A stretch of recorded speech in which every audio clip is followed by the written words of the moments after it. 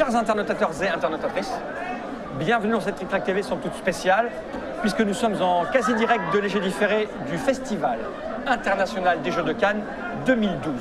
J'ai la joie immense, le bonheur incroyable d'accueillir quelqu'un que je ne connaissais pas jusque-là et qui ne nous connaissait pas du tout lui non plus. C'est monsieur Jean-Pierre. Comment ça va bien, Jean-Pierre? Jusque-là, ça va. Ça va? Bon, ça va bien se passer, t'inquiète. Donc, j'ai trouvé... Monsieur Jean-Pierre est venu nous voir parce qu'on a un espace Trick Track qui est assez grand, en fait, avec beaucoup de lumière, on a des projecteurs, etc. Ça attire l'œil, ça attire le regard. Je pense en plus que ça a dû circuler un petit peu dans le salon qu'on faisait des petites émissions de télévision. Et tu es venu nous voir avec ta petite boîte pour nous dire, voilà, moi j'ai un jeu, est-ce qu'on peut en parler ou pas? Je t'ai dit, attention, j'ai regardé ta boîte et je t'ai dit, oui, vu la tête de ta boîte, vu comment tu t'es présenté à moi, j'ai bien vu que tu connaissais pas Trick Track vraiment, je t'ai dit, attention, c'est un site de spécialistes avec des amateurs de la chose ludique très pointus, des cubes en bois, etc., etc. Le parcours que tu as dû avoir pour créer ce jeu doit être un peu en décalage par rapport à ce qui se fait dans le monde du jeu réel, que tu m'avoues ne pas vraiment connaître non plus. Pas du tout. Et j'ai trouvé ça en fait extrêmement intéressant de te faire venir, non pas pour se moquer, non pas pour dénoncer, non pas pour, mais pour discuter, de voir comment on en arrive à produire un jeu comme ça, comment, sans vraiment sans s'y connaître, quelles sont les intentions, les pourquoi du comment. Et donc ce jeu, je l'ai dans les mains. Et en fait, c'est même le deuxième exemplaire que tu sors, parce qu'il y en a un qui est là qui s'appelait Silence Motor Action. C'était ça, c'est ta première boîte, celle-là? C'est la première boîte. Voilà, Silence Motor Action. Le bébé, c'est l'original. Voilà, l'original qui est encore sous cello. Ce qui veut dire que tu n'as pas vendu toutes tes boîtes de la première édition? Si, c'est la nouvelle. C'est la nouvelle première cello. édition. Oui, parce que derrière, on a un partenariat.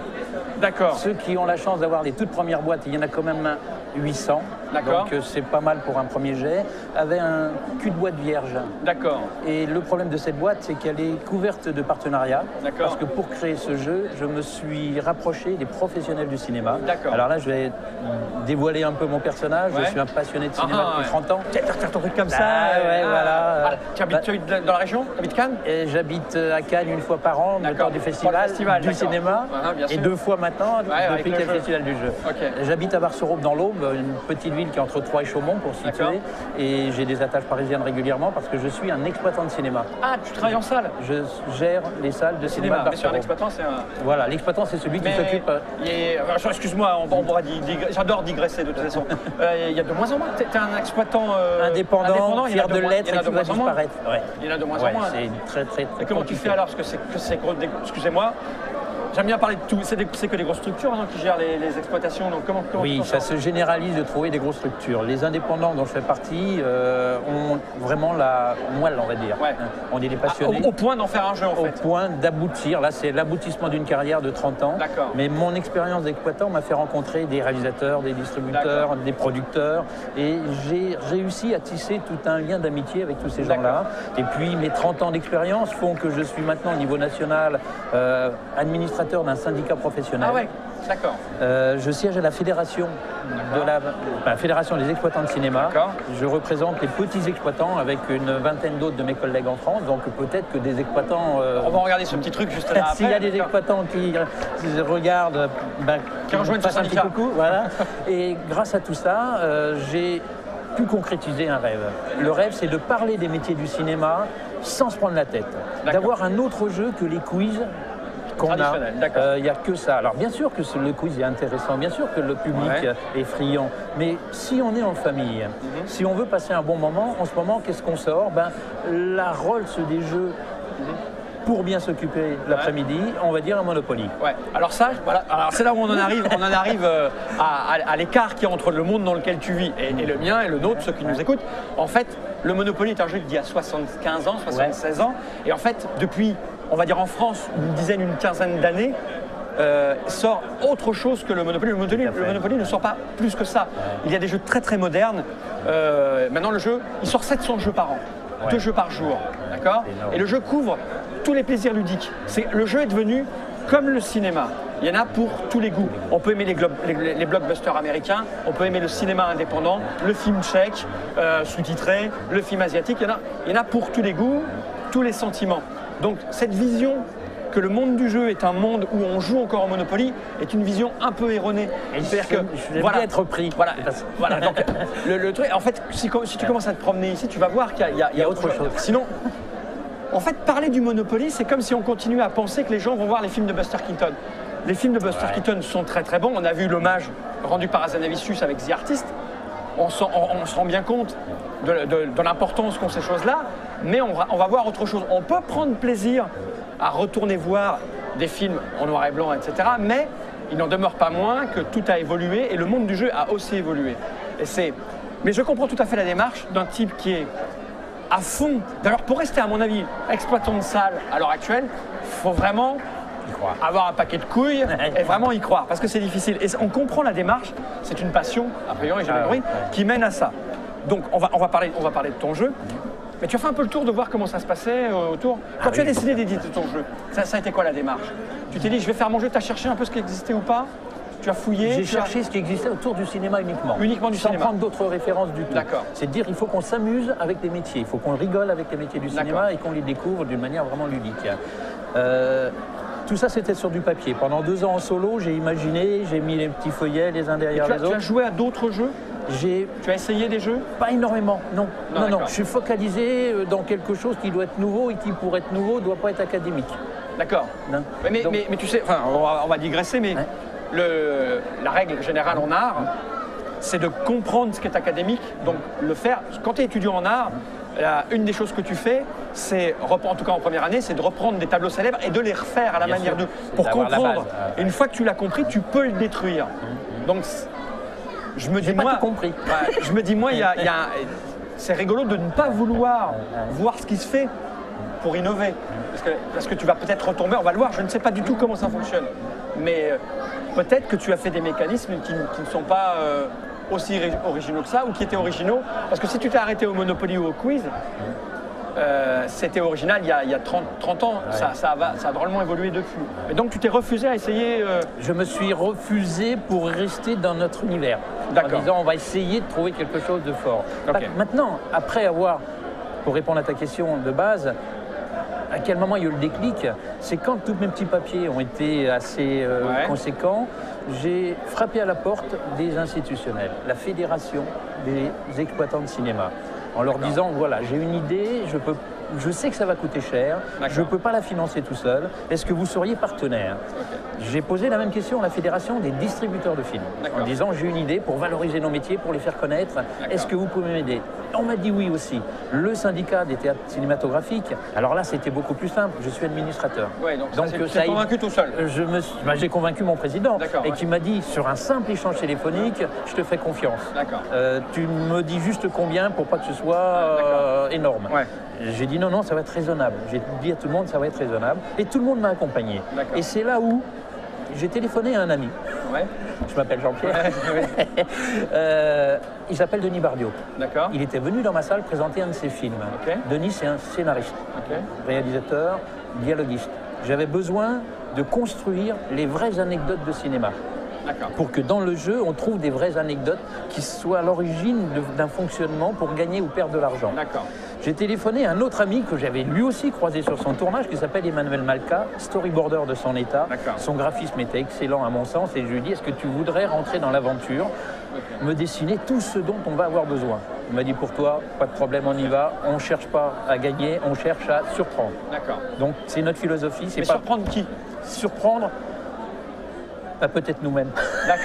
Non, surprendre le public qui aime le cinéma. Et que j'avais entendu dire, les quiz c'est bien, mais c'est pas intemporel. Il faut toujours réactiver, il faut toujours... Et c'est là où, avec ces deux amis, on a décidé de se réunir toutes les semaines à Paris pour essayer de construire. On a travaillé pendant 9 mois sur la chose. Et j'ai téléphoné à un moment à un ami producteur pour lui dire, tu as des anecdotes, toi, tu fais beaucoup de tournages, est-ce que tu peux me donner des anecdotes? Il me dit, si je te donne mes anecdotes, ça va être réducteur. Je vais plutôt te donner le numéro de téléphone de mon assureur. J'ai dit, oui, j'avais pas pensé. Il m'a donné le numéro de téléphone de son assureur. Parce que lui doit en avoir des bonnes. Et lui, il a fait plus de 2000 films, donc il en a un paquet. Et on a rencontré le producteur, sauf que tout ce qu'on avait déjà imaginé était quelque chose qui nous confirmait. Et il nous a juste amené les 2 ou 3 anecdotes du moment que l'on a insérées dans notre jeu. Et donc c'est un jeu basé sur du réalisme. Mais à aucun moment tu as pensé au public joueur, c'est pour les amoureux du cinéma. C'est le moteur principal. Oui, franchement oui, pour découvrir le monde du cinéma. Mais pourquoi tu viens alors du coup? tu te dis que dans un salon, tu étais là l'année dernière avec celui-là, c'est ça? C'est la première fois que tu venais sur le salon du jeu? Tout à fait. Tu as découvert ça comment? Tu dis tiens, il y a un salon du jeu, je vais présenter le mien. Parce que là, du coup, tu viens voir les joueurs. Alors, on est tous un peu cinéphiles. Personnellement, je suis assez cinéphile. Donc forcément, dans les joueurs, il y a des cinéphiles. Tu t'es dit, je vais y aller. Et là, tu as découvert un nouvel univers, peut-être? Complètement. Parce que tu m'as dit, j'ai eu des conseils. Oui, des critiques constructives. Et tu as refait le jeu. Et j'ai refait la boîte. Big Prod. Changer le nom, parce que silence moteur action, c'est compliqué à dire. Quand on est dans un magasin, je voudrais acheter silence moteur action. C'est pas évident. Alors je voudrais Big Prod, c'est facile. C'est mieux. Et sur un rayonnage, quand on met l'un à côté de l'autre, tout de suite, il y a un visuel. Maintenant, il est en maquette, ce visuel. Ah, ça, c'est pas fini, là? Eh non, je suis là pour essayer de prendre encore les conseils de ceux qui vont me dire il manque peut-être un truc, il y en a un de trop. Donc, on est en évolution. Alors, c'est quoi qu'on peut acheter en boutique pour le moment? Ça? En boutique, c'est ça. D'accord. Et ça, c'est le futur? Ça, c'est celui qui, j'espère... Est-ce qu'on peut regarder ce qu'il y a à l'intérieur, alors? Ah bah, on y va. Bien sûr. Parce que je suis pas depuis combien de temps on est là. On y va. Alors, découvrez amusante et inédite des métiers des cinémas. La découverte amusante. Je me dis, je ne comprends pas la phrase que je suis en train de lire. Découverte amusante et inédite des métiers du cinéma, de la stratégie, du hasard, de l'argent, beaucoup d'humour, un jeu familial de 5 joueurs à partir de 8 ans. Et tu as créé ta propre maison de production? Oui, parce que j'ai une société qui m'appuie, c'est une société perso, c'est mon fils qui en est le gérant, et on fait des animations cinématographiques. D'accord, ok. Donc là déjà, on comprend. On est dedans. On comprend la démarche des gens, parce qu'ici, il y a ce qu'on appelle des tables d'auteurs avec plein de gens. On en croise souvent qui n'ont pas la moindre idée de ce que c'est que le secteur du monde du jeu. Parce que, en fait, le secteur du monde du jeu, c'est un vrai secteur comme le cinéma, par exemple. Tu as des auteurs, des producteurs, des distributeurs, etc. Et généralement, on y va. Je compare. Voilà. Est-ce que tu as un distributeur, par exemple, à part... Oui. Il y en a un sur la première boîte. D'accord. Qui distribue Benoît Ciné.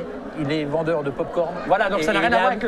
Il a amené les jeux avant même temps que ses palettes de popcorn. Tu vois, en fait, le rapprochement qu'on va faire, c'est comme si moi, je disais, j'aime le jeu et je vais faire un film pour montrer comment le jeu, c'est bien. Et je vais à la Fnac, je m'achète un caméscope et je me dis ouais, j'ai vu le cinéma, c'est un peu comme ça, j'ai vu des Buster Keaton, etc. Et je pose ma caméra et je me fais mon film tout seul et je me dis et maintenant je vais le montrer, tu vois, sans passer par les exploitants de salle. Tu vois, c'est un peu la même démarche. Moi quand je te regarde, c'est l'effet que tu me fais, comme si je te racontais une histoire de cinéma pareil. C'est assez étonnant. Alors que le cinéma, on est quand même culturellement habitué, on sait, parce qu'on est inondé d'informations à la télévision sur comment fonctionne le cinéma, on sait que c'est des budgets de com de millions d'euros, de dollars, pour faire la promo, etc. Donc c'est assez... Par contre, distribué par un marchand de popcorn, c'est quand même dingue. C'est fou, mais ça marche. Ah ouais, je veux bien le croire. Non, mais je ne mets pas en doute. Un truc qui est sûr, hein, je ne mets pas en doute la sincérité de la démarche, l'envie de réussir de la démarche et l'intérêt que vous allez avoir à faire une telle démarche. C'est clair, mais c'est juste très étonnant quand on est dans un secteur comme le nôtre, de voir qu'on considère encore le Monopoly comme un maître étalon ou représentant de tout ce qu'on fait. C'est assez rigolo. Bon, on va regarder ce que donne le jeu. Donc, déjà, il y a une règle. Il y a une règle améliorée, elle est storyboardée. D'accord. Elle est dotée d'un lexique qui explique en quelques lignes tous les métiers du cinéma qu'on aborde dans le jeu. Ouais. Comme ça, on peut déjà mieux comprendre de quoi on parle. D'accord. Et à la fin de ce petit livret, on a le petit feuillet des partenaires qui ont accepté de rentrer dans l'aventure. C'est vraiment un plaidoyer pour le cinéma Complètement. Ok. Complètement. C'est-à-dire que l'intention est de parler du cinéma et non pas de mettre en place une mécanique de joueurs pour que les joueurs s'amusent. Si, c'est en parallèle pour moi. Mais c'est vrai que c'est deux mondes qui sont tellement différents, c'est compliqué à... Ouais, mais... je vois. Les gens qui nous écoutent auront compris. Mais les internautes qui sont devant nous, qui ont un caméscope et qui ont essayé de faire un film, il doit y en avoir des milliers aussi. Et qui sont joueurs. Oui, sans doute. Des milliers, je ne sais pas. Des films de vacances peut-être, mais... Non, des milliers au niveau propre. Bien sûr que non, mais il y en a qui ont réussi à prouver. Surtout avec Internet maintenant. Donc voilà, on a un plateau, et alors il est à l'envers là. Non, il est à l'envers ou pas? Oui, il est à l'envers. Le départ étant ici. Donc on a effectivement un jeu de parcours, c'est ça? Un jeu de parcours. Donc il y a des dés. Des petites figurines. Ça symbolise le producteur. D'accord. Il y en a un par joueur? Il y en a un par joueur. Mais il m'en manque un là. Non, parce que le 5e joueur, c'est celui qui va gérer la banque. D'accord. C'est 4 joueurs actifs et le 5e, le banquier. C'est la banquier. Donc on a des cartes. Un banquier amélioré parce qu'on gère de l'argent et on gère des cartes métiers. Mais quand tu dis amélioré, par rapport à quoi? Par rapport, voilà, elle est bonne la question, par rapport à ce que je connais de trop du banquier dans les jeux. Du banquier dans les jeux. Parce que les banquiers, il n'y en a pas dans tous les jeux. Voire je joue à des dizaines de jeux, des centaines de jeux par an, il y a rarement un banquier. Nous, il y en a. Il y a un banquier. Donc, on a des cartes. Le propos, donc, c'est quoi? C'est de se déplacer. Explique-moi vite fait comment ça fonctionne. Alors, vite fait, on est producteur, on doit constituer une équipe de tournage, un scénariste, un ingénieur du son, un chef d'écho qu'on trouve dans les cartes. C'est professionnel, alors les cartes, on les distingue tout de suite par leur couleur, ça c'est tout ce qui touche le orangé. On a les cartes métiers bleues de la post-production. Je ne suis pas en train d'envoyer un coup de téléphone, hein, je ne suis pas irrespectueux, c'est que j'ai perdu le live sur le machin et donc je vais chercher sur mon téléphone ce que les gens sont en train de dire pendant qu'on parle. Voilà, s'il y a des bonnes questions à poser par rapport à la découverte du jeu, on est là pour ça. Donc voilà, je mets ça là, c'est pas impoli, je lisais un petit peu. La première mission, c'est donc de rentrer en déplaçant son pion. Alors on va en prendre un pour montrer. Là, je fais 5. Alors, une particularité de notre jeu, le 6. Oui. Le 6 chez nous est négatif. D'accord. Négatif dans le sens où, sur le parcours, quand on se déplace, on fait 6, on reste sur place. D'accord. Lorsqu'on va avoir à affronter la fête de fin de tournage, on va y revenir, si on fait 6, c'est là où elle coûte le plus cher. Le 6, on va en reparler, c'est vraiment l'angoisse du lancer de dés. D'accord. Et je ne connais pas beaucoup d'autres jeux, dans ceux que je connais humblement, où il y a cette angoisse de lancer de dés à surtout pas faire un 6. D'habitude, quand on fait un 6, on est content. On avance vite, ça va bien. Là, nous, non. Non, d'accord. Alors, on se déplace. Tiens, je te laisse lancer le dé pour faire deux manips, hein, juste comme ça. Moi, je fais 2. 2, allez. Et on dit que tu recommences. Pourquoi je recommence comme ça? Pour déplacer ton pion, là 3, là 1, 2, 3, voilà, tu viens d'entrer dans... Et si j'avais fait 4, je pouvais Si tu avais fait 4, tu pouvais aller là ou revenir, mais non, tu revenais en arrière. D'accord. Hein, il faut faire le chiffre pour rentrer dedans. Pour rentrer dedans. Donc là, tu demandes un scénariste. C'est indispensable pour que ton film puisse se faire. Je te propose 4 scénaristes avec 4 valeurs différentes. Parce que ce qu'on n'a pas dit au début, c'est qu'il faut distribuer l'argent. Chaque joueur a 300 000. 300 000 euros? Et non, on ne parle pas d'euros. Sur nos billets de la banque du cinéma, c'est 300 000. Du 20 000 ou du 10 000. Ah, il y a Groucho Marx sur tous les billets. Ouais. Tu es un amateur des... Mon dessinateur, oui. D'accord. Et regarde la subtilité, parce qu'il y en a une aussi. Sur les 100 000 cigare. Ah. Cigare ou pas cigare? Non, c'est le truc de coffre parce que c'est interdit. Cigare, on n'a pas le droit. Oui, très malin. On va le montrer. Est-ce que tu le vois, Nod? Regarde-moi ça, si c'est malin. Vu du dessus. Et là, c'est du Manu, hein, Manuel. Voilà, c'est-à-dire qu'on n'a pas le droit de représenter des cigares. C'est vrai, c'est interdit de fumer. Et ils ont fait le truc de coffre de la banque qui dépasse. C'est très malin. Voilà, ça c'est le petit clin d'œil. Ok. Donc nos 300 000, on va les utiliser pour acheter nos techniciens. Donc tu as un choix. Et là, c'est un peu une stratégie parce que c'est un jeu, effectivement, où le hasard a sa grande part, mais on n'a pas voulu non plus que la stratégie soit bloquante. C'est pas un jeu où il faut se casser la tête. C'est un jeu où il faut savoir réagir en fonction de la situation. Donc là, tu achètes et tu choisis. Tu choisis, donc je vais prendre... le scénariste, il est là. Il est là, oui, pardon, je t'ai mis les stars. C'est le prix que je dois payer pour l'avoir. Ouais, voilà. En fonction de l'argent que j'ai. En fonction de l'argent que tu as. Il vaut mieux, c'est quoi? Quel est l'intérêt d'avoir un riche ou un cher ou un pas cher? Eh bien, le cher va te permettre, si tu l'amènes jusqu'à l'arrivée, de doubler, si tu es le premier, tes valeurs de métier. Je prends le 40 000 du coup, forcément. Hein, forcément, et tu vas dépenser 40 000. Et ça, on va répéter. D'accord, il faut les 6 métiers. Donc en fait, tu avances et tu recules tant que tu n'as pas tous les métiers. Voilà. Ok. Et là, ce petit jeu à 4 va durer un quart d'heure, 20 minutes. D'accord. Avec aussi à pouvoir renvoyer quand on fait le même nombre que le pion qui est sur une case, on le renvoie au départ. Etc. Voilà, on peut bloquer, on peut rester dans une case exprès pour empêcher son adversaire de rentrer dans la même case. Bien sûr. Après, on a bien acheté nos métiers, on est sur le parcours de tournage truffé d'imprévus. Donc les fameuses anecdotes. Les fameuses anecdotes, et là on a la même chose en position de plateau. Donc tu arrives, allez, je te mets en simulation, je tire une carte. Et là tu découvres. Vous utilisez un prototype de matériel de prise de son sur votre film Bruit et Chuchotement, qui est non, c'est cri, normalement. Le fabricant vous le fait tester gratuitement, percevez la valeur de votre ingénieur du son. Alors si tu achètes un ingénieur du son à 40 000, la banque te donne 40 000. D'accord, ok. Et donc c'est plein de... Et c'est plein d'anecdotes qui font gagner ou perdre de l'argent. Lors de la production de rush, alors les rushs c'est ce qu'on tourne et puis après on regarde pour savoir quelle scène on va utiliser. De la semaine, les plans de Léon sont flous. Vous découvrez que la pointeuse louche, vous devez la remplacer. C'est des anecdotes vraies ça? Oui.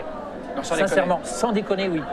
Sans déconner, elle a eu un problème, elle est arrivée un matin, et ce matin-là, elle ne le voyait pas, elle avait un problème, et elle ne l'avait pas dit. D'accord, donc elle n'était pas vraiment louche, mais elle n'a pas dit qu'elle avait un problème à l'œil. D'accord, ok. Vous trouvez un coproducteur égyptien pour votre film La Mamie. Jerry, quand le groupe là, MAN, tu vois, hein. c'est-à-dire que le groupe électrogène est tombé en panne sur votre film et votre super-héros, Voltman, ok, et tu payes. Donc tu as des bonus, des malus, ok. Voilà. Et tes cartes, tu as vu, il y a des cartes spéciales, Ok. cartes assurance. Gardez cette carte face cachée devant vous, vous pouvez l'utiliser à tout moment pour éviter de payer un imprévu. Voilà. Et quand tu l'utilises, elle est dedans. D'accord, Voilà. tu prépares tes petits machins. C'est ce qu'on appelle l'interactivité après, hein. Tu vas pouvoir Voilà. bloquer. Par contre, à partir du moment du départ du tournage, tu ne recules jamais. tu recules jamais, tu avances T'avances, toujours. Et tu arrives jusqu'au bout, à la fête de fête. fin de tournage. Alors là, quel que soit le chiffre du dé, là, tu fais 4 par exemple, tu t'arrêtes. Tu t'arrêtes à la là. fête. Et tu fais là, la fête. tu lances ton dé pour savoir combien ta fête va te coûter. 3 000. 30 000. 30 000 pour Hein. une petite fête. C'est une petite fête. T'as Petite pas sorti fête, le champagne, 40 t'as 000, pas. c'est rien. Ok. Voilà, elle aurait pu te coûter jusqu'à 60 000. Ok. Donc, même parcours pour la post-production où il va falloir rentrer Monter, dans les cases, faire la pour musique, acheter. les effets spéciaux, Voilà, tu récupères. t'as tous les. C'est ça, Alors, ok. là encore, je te fais. Il y a des trucs rigolos, voilà. Oui. Alain Pro Total. Hein, Voilà, qui effets est visuels. fait Yvan la 3D. Voilà, 3D, Edgar Simor. Hein. Ouais. Si monstrueux. Alors là, on peut la montrer cette carte-là. Oui, parce qu'en c'est fait, la- regarde. C'est la Simon- caricature Regarde, du regarde, dessinateur. est-ce que tu l'as de face, Nod? Je vais te la mettre. Alors là, normalement, si on zoome un petit peu, à qui ça ressemble? Moi, je dis, on dirait Nod devant la TriCaster. Non? Qui vient de nous faire un geste indécent que le CSA réprouverait et on se prendrait une amende. Voilà. Et Ok. tout ça, c'est le talent de notre dessinateur. D'accord, bien sûr, je vois. Donc, on gère, on avance. voilà. Là, on va pêcher des cartes imprévues encore. Tout à fait. Encore des anecdotes. Hein. Et on passe à la projection de presse, évidemment. C'est là où on affronte la critique. D'accord. Que va penser la critique de notre film? En lançant le dé, on va le savoir. Ok. Si on fait 2, bah c'est un petit film, ça va D'accord. valoriser de 20 000. Donc on va toucher 20 000. D'accord. Si on avait fait 6, c'était le nanar du moment. D'accord. Le 6 est toujours pénalisant. Ça, c'est marqué dans la règle? C'est tout ça marqué dans Ok, la règle, d'accord. tout est bien expliqué. Ok. Donc là, on valorise ou pas son D'accord. film. Et là, maintenant, on est dans la dernière étape, c'est la diffusion. La Où il faut promotion et qu'on tout ça. s'attache au métier de la diffusion, D'accord. incontournable, comme l'attaché de presse, la distribution physique. Alors là, on explique aussi, c'est les sociétés... Ton métier? Non, même pas. Ah bah non, c'est pas ça, moi je suis c'est dans l'exploitation, l'exploitation. c'est la dernière. Voilà. Distribution physique, c'est l'intermédiaire. C'est les gens D'accord. qui stockent les copies. Tu mets des de bobines? Il y en a films. encore des Voilà. copies de films en bobine? Ah, encore, oui, un mais peu pas pour longtemps. Mais pour au Parce moins... que tu sais que. Allez, je vais te donner une petite anecdote. En tant qu'étudiant, j'ai travaillé comme projectionniste dans un cinéma pornographique. Pornographique, à l'ancienne. Oh, c'est vieux ça. À l'ancienne.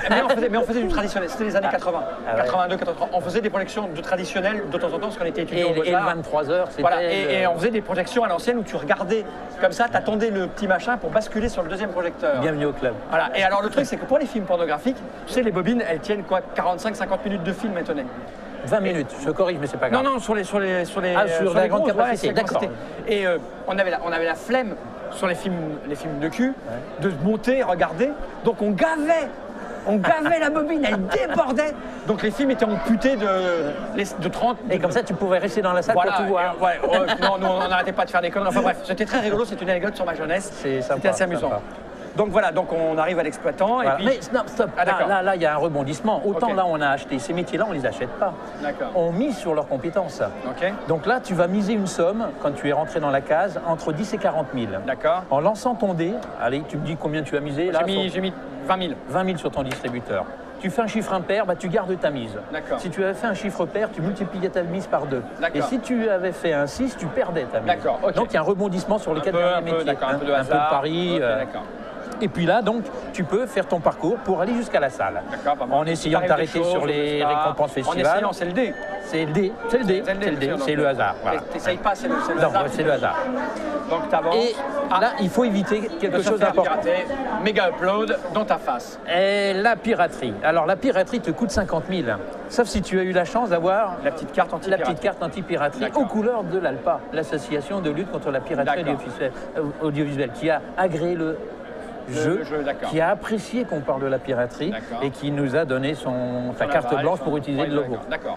Alors là, si tu as payé tes 50 000 si tu n'avais pas la carte, tu arrives en faisant le chiffre exact. C'est-à-dire que D'accord. là, il faut que tu fasses 3. Sinon, tu 1, recules. 2, 3, sinon tu recules. Ok. Donc là, tu es là, tu fais 4 maintenant. 1, 2, 3, 4, tu retombes dans la piraterie. Ouais, C'est pour ça qu'elle est là, celle-là. D'accord, ouais. Pour qu'on Elle est se rude. rappelle bien. Elle est rude. Et donc, tu es arrivé. Et c'est là où on a la magie du cinéma. D'accord. Tu as des cartes métiers que tu as achetées. Ouais. Tu totalises. Tu es le premier, tu multiplies ton total par 2. C'est le D'accord. bonus au premier. Tu additionnes l'argent qui te D'accord, reste. il te reste. Ça fait une somme qui va être entre 150 et 300 000. D'accord. Là, ça devient des entrées de cinéma. D'accord. Donc, ton film a fait 300 000 entrées. de cinéma. Et on attend que tout le monde soit arrivé. Et celui qui en a fait le plus? C'est celui qui en a fait le plus qui gagne, avec là encore quelque chose d'intéressant qu'on va découvrir, une carte spéciale et une autre encore que je devrais trouver, si toutefois elle est bien dans ce paquet-là. Je te laisse chercher, je regarde. La voilà. Ok, qui est? C'est la carte Blockbuster. D'accord. Tu avais fait 300 000. Si tu as cette carte, tu vas la présenter et tu vas multiplier par 5 ton résultat. Ah ouais. Tu as fait 1,5 million. 1,5 million, c'est pas mal. C'est déjà pas mal. Par contre, si tu as un concurrent qui a la carte flip-flop, c'est le super joker, il peut te prendre ta carte Blockbuster pour en profiter. D'accord, ok. Voilà. Ok. Donc, il y a du hasard, Oui, bien, bien sûr, sûr. mais il y a un amusement. Tu as vu le côté humoristique de la lecture des anecdotes. On ne se prend pas la tête. Oui, ben, j'ai bien compris. On se fait un plaisir d'être dans un univers cinématographique à s'inventer son histoire. J'ai envie de te dire, Jean-Pierre, qu'en général, quand on s'assoit à une table pour jouer, c'est pour prendre du plaisir. Complètement. Voilà, moi je passe mon temps à prendre du plaisir sur des jeux. Non, non, mais c'est pour ça qu'on l'a fait. Ouais, non, mais j'ai bien compris. J'ai bien compris. Bah, merci pour cette présentation. C'est sûr que c'est pas le même monde, mais c'est normal parce que tu as développé ton jeu pour te faire plaisir, pour parler de ta profession, de ton métier, avec les connaissances que tu avais sur le jeu de société. Voilà. Et forcément, ça donne des choses. C'est un peu réducteur. Ouais. Non, c'est pas réducteur. C'est normal. C'est sûr que ça n'intéresse pas les gens. Nous, on vit dans un monde où, je te dis, ils sortent 2 jeux par jour, avec des auteurs dont c'est le métier, qui font comme des auteurs de cinéma, peaufinent leur scénario, étudient, travaillent, tel cadre, tel plan, tel éclairage, en se basant sur une connaissance. Ah, tu as 2 façons de procéder. Je vais vous raconter une autre anecdote. On va partir pour des heures, c'est moche. Non, parce que ma fille va faire une école de cinéma. On est allé aux portes ouvertes à la Fémis il n'y a pas très longtemps, il y a 15 jours à Paris. D'accord. Et il y avait le responsable de la section scénario qui parlait du cinéma, etc. Et il n'y a aucune question qui a été posée. Je n'ai pas pu me lever pour la poser parce que ma famille n'aime pas quand je prends la parole en public parce que, en général, ça part tout là. Et il y avait 2 façons d'appréhender le cinéma. Et personne n'a posé la question sur quel était le sens du mot cinéma qu'il y avait à la Fémis. Est-ce que c'était le travail sur des blockbusters à l'américaine ou si c'était sur la déstructuration ou le foutage en l'air comme à l'époque de Godard, etc., la nouvelle vague.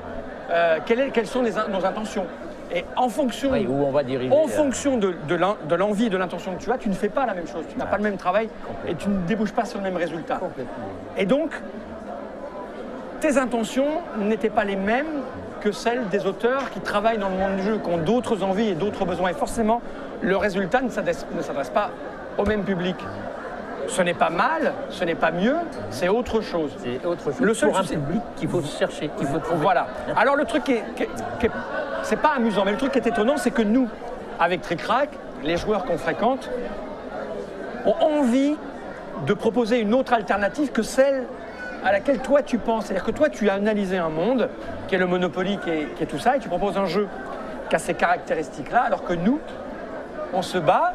On se bat pas, c'est une image, parce qu'en fait se battre, personnellement je m'en fous, je me fais plaisir. Dans ma vie j'essaie juste une chose, c'est de me faire plaisir.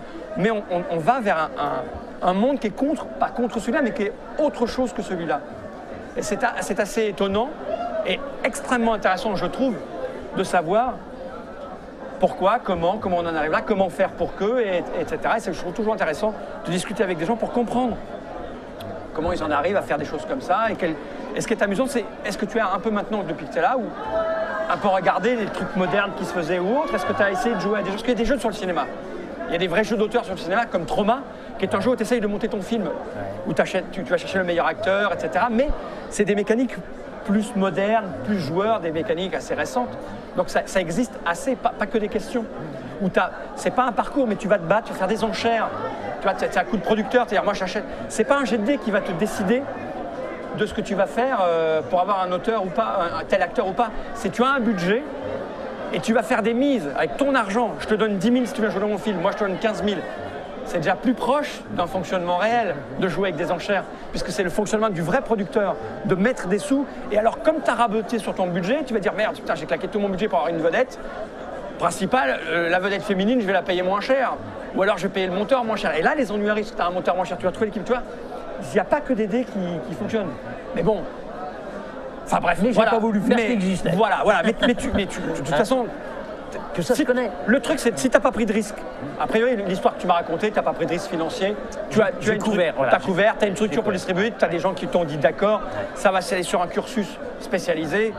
voilà, ça roule, mais je trouve l'expérience étonnante. On a parlé de ton jeu, moi je suis content de t'avoir rencontré, d'avoir discuté de ton jeu, on en a parlé. Peut-être qu'il y a des gens qui ont regardé ça qui vont se dire bah allons-y, c'est vrai que c'est amusant d'eux, peut-être que non. Mais alors, voilà, tu pourras me montrer, la chose à tes amis ou autres. Peut-être ils auront la démarche d'aller voir des jeux comme nous on parle, peut-être qu'ils se diront tiens c'est amusant du coup, etc. Mon petit plaisir du moment en t'écoutant parler, c'est de dire qu'effectivement il faut trouver la cible d'un jeu pareil. Oui, mais c'est pas bien sûr. dans la tradition actuelle. Mais l'an dernier, notre passage, le dimanche, on a été surpris de voir autant de monde au dernier moment. Bien sûr. Et on n'a pas pu satisfaire tout le monde. C'est-à-dire D'accord. qu'on était pris dans nos démonstrations, on voyait qu'il y avait une attente qu'on n'arrivait pas à satisfaire. Oui, bien sûr. Là, hier, j'ai vu arriver des gens qui avaient été un peu frustrés l'an dernier. Et qui sont venus, tout de suite pour en avoir un. Et donc tout va bien. Donc ça va pas mal. Alors on va remontrer la boîte, Jean-Pierre. Ton vrai nom, parce que ouais, ça va être affiché au générique de fin. Hein. Ouais, alors c'est Jean-Pierre Bodnar. Mais tu l'as pas fait seul, tu me disais. Non, il y a qui j'ai embarqué 2 copains, un réalisateur, scénariste. Tu as dit les noms au début en fait. Ouais. Il s'appelle Denis Bardiot et notre dessinateur c'est Manuel Malka. Voilà, donc c'est Big Prod chez JPG Création, on l'a dit, c'est un jeu pour 2 à 5 joueurs à partir de 8 ans, on a vu le principe, on a vu les explications. Merci Jean-Pierre pour cette petite Trick Track TV. J'espère que ça a été agréable. Très ça agréable, va très agréable. Merci à ceux qui nous ont suivis en direct live, merci à ceux qui le regardent à la demande. À bientôt et j'ai envie de dire générique. Au revoir.